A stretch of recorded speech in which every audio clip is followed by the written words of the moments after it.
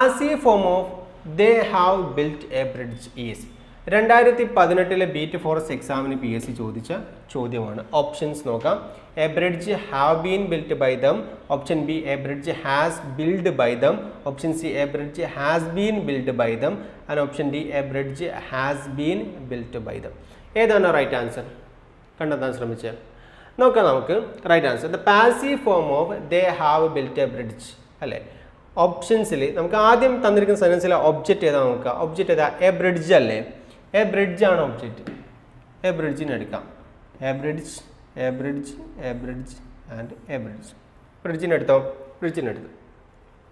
അടുത്ത നമ്മൾ നോക്കി തന്നിരിക്കുന്ന സെൻറ്റൻസിൽ ഹെൽപ്പിംഗ് വെർബ് ഉണ്ടോ? ഹെൽപ്പിംഗ് വെർബ് ഉണ്ട്. ഏതാണ്? ഹാവ് അല്ലേ. സെൻറ്റൻസിൽ ഹെൽപ്പിംഗ് വെർബ് ഉണ്ട്, ഹാവ് അല്ലേ. ഹാവ് ആണ് ഹെൽപ്പിംഗ് വെർബ് വന്നിട്ടുണ്ട്. തന്നിരിക്കുന്ന സെൻറ്റൻസ് ദേല തുടങ്ങിയത് ആക്റ്റീവ് വോയിസ് ആണ് അല്ലെ. സബ്ജക്റ്റ് തുടങ്ങിയ ആക്റ്റീവ്